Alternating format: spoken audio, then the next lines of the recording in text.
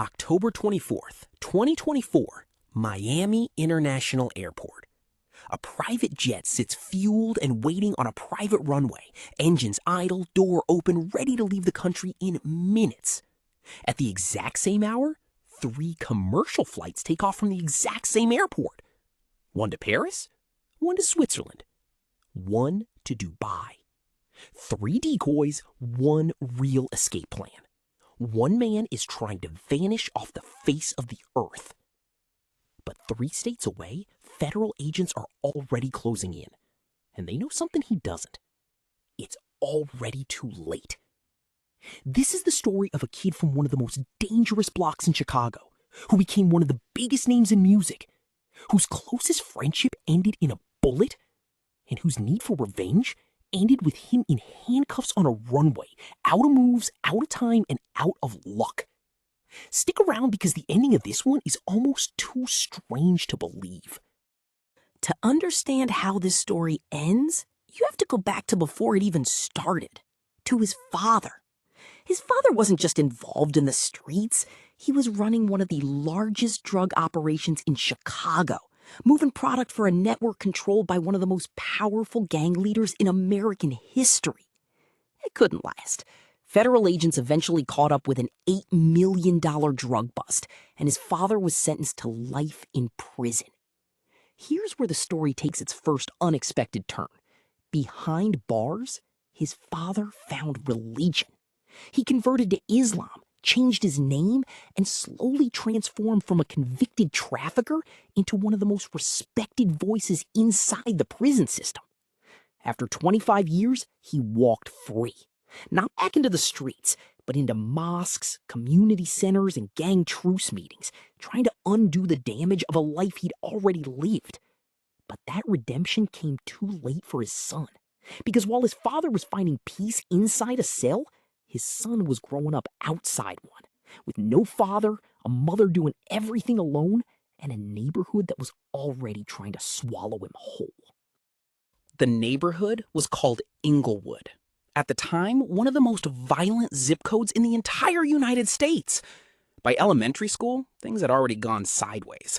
Reports from the time describe a school so overwhelmed by disruptive kids that teachers were reportedly leaving in droves. Just to be clear, this was a normal public elementary school, and kids were already that far gone. His mother saw the writing on the wall. She packed up what she could and moved the family to what looked on paper like the exact opposite of Inglewood. A quiet, tucked-away Chicago suburb. 5-star reviews online, comments calling it a safe place to raise a family, a great place to raise kids. Here's the twist nobody expected. That same safe neighborhood would go on to produce engineers, respected professionals, and 2 of the most talked about names in the history of drill rap. One of them is the subject of this story. The other, you'll meet him in a minute, and his story ends far worse. By his teenage years, the pattern was already set. Arrested for illegal firearm possession. Released. Arrested again for the same thing 2 years later. Released again. Then, still a teenager himself, he became a father. And like a lot of young men in his position, he made a promise to himself. Get out, get a real job, give his kid a life he never had. That plan lasted exactly 1 day. Literally, 1 day into his new job, he was arrested again. At that point, something shifted. If the legal path wasn't going to work, he'd bet everything on the one thing that was actually gaining traction: music. Around this time, in that same neighborhood, he crossed paths with someone younger than him, a kid who would go on to become one of the most infamous names in drill rap, someone whose lyrics didn't just describe violence, they documented it, verse by verse, almost like a confession set to a beat. The two became close, genuinely close, not industry close, but the kind of friendship built on actually surviving the same streets together. That younger friend would eventually write a line about him in one of his songs. On the surface, just a lyric, but to anyone who knew the two of them, it read almost like a warning about how this story was going to go. Neither of them knew yet, just how right that line would turn out to be. Every underdog story needs a moment where the ceiling breaks open. His came in the form of one verse, a feature alongside one of the biggest names in the entire music industry. One cosign, one verse. That was all it took. Overnight, a name that used to only mean something in Chicago meant something everywhere. Bigger tours, bigger paychecks, bigger headlines. But there's a rule that nobody warns you about when you get that famous that fast, coming out of a place like Inglewood. The bigger the spotlight, the bigger the target on your back, and on the backs of everyone standing next to you. It didn't take long for that spotlight to turn deadly. A confrontation with a rival crew left one of his own associates dead. Just another name added to a growing list. Then came the loss that changed everything. His close friend, the same rapper who once wrote that eerie line about him, was shot and killed outside a nightclub in Atlanta following a dispute. The internet did what the internet always does. Within hours, comment sections were flooded, not with condolences, but with accusations. People said he hadn't done enough to protect his friend. People said if the roles were reversed, his friend would have already retaliated. That kind of pressure doesn't fade quietly. It sits there. It waits. And 2 years later, prosecutors say it finally erupted. According to prosecutors, 2 years after his friend's murder, he decided it was time to settle the score. This time, targeting a rapper connected to that fatal night in Atlanta.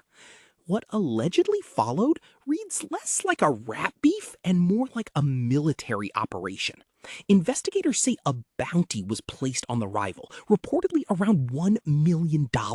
A private jet was allegedly arranged. Cash, cars, and weapons were allegedly made available to whoever could get the job done. For days, prosecutors allege, vehicles tailed the target's every move through the streets of Los Angeles. Patient, careful, waiting for the right moment. Then, allegedly, the moment came. A car pulled up beside the target's vehicle. Not in some hidden alley, not somewhere quiet, but at a gas station. One of the busiest, most public, most heavily surveilled spots in the entire city. Prosecutors say more than 20 shots were fired. The intended target survived.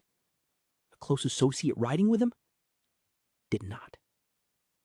There's even footage, prosecutors say, of the aftermath. The target visibly shaken, reacting to the death of the man sitting next to him. For a brief moment, it looked like whoever ordered this had gotten away with it. That moment didn't last. Los Angeles isn't Chicago. A public shooting like this one wasn't going to slide under the radar. Within days, investigators say all 5 people allegedly involved had already been identified and arrested back in Chicago before they even had time to celebrate. Word got back to the man investigators believed had ordered the hit, and according to prosecutors, he panicked. He allegedly booked 3 international flights, all leaving Miami on the exact same day at the exact same time: Paris, Switzerland, and Dubai. Prosecutors say the theory was simple: make investigators chase 3 fake trails while he disappeared on a 4th, private one, a jet quietly waiting on a different runway entirely. For a moment, it might have even seemed like it could work. It didn't. He was taken into custody on October 24th, 2024, the same day prosecutors say he had planned to disappear. He's remained in jail ever since, awaiting trial on charges that could mean life behind bars. And just when it seemed like the story couldn't get any messier, prosecutors added an entirely separate set of charges, this time tied to a killing from 2023 that had, until then, gone unresolved. You'd think jail would be the end of it. It wasn't. Prosecutors allege that from inside custody, he found a way to keep operating, allegedly using a smartwatch to communicate with people on the outside, allegedly pressuring anyone connected to the case to stay silent, and allegedly threatening witnesses who refused to cooperate. Leaked recordings reportedly surfaced online. voices allegedly warning families of witnesses about what might happen if they testified. But every plan has a weak link. And this one's weak link came from somewhere he didn't expect. Prosecutors say one of his own alleged co-defendants, someone who was allegedly there for the shooting itself, decided to cooperate, striking a deal with investigators in exchange for his own release. Today, he sits in custody, awaiting a trial that could define the rest of his life, facing charges he has not been convicted of and denies. His father found his redemption inside a prison cell and walked out the other side preaching peace between the very gangs he once helped arm. Whether his son gets that same second chance is no longer his decision to make. It's now sitting in the hands of a jury. And that's where this story stands. For now. The trial is coming, and when that verdict drops, you'll hear about it right here first. So if stories like this keep you up at night, do yourself a favor. Hit that subscribe button, ring the bell, and drop a comment telling me which case you want me to draw next. Because trust me, the whiteboard is full of stories, and some of them are even crazier than this one. Same pen, same board, new crime. See you in the next one.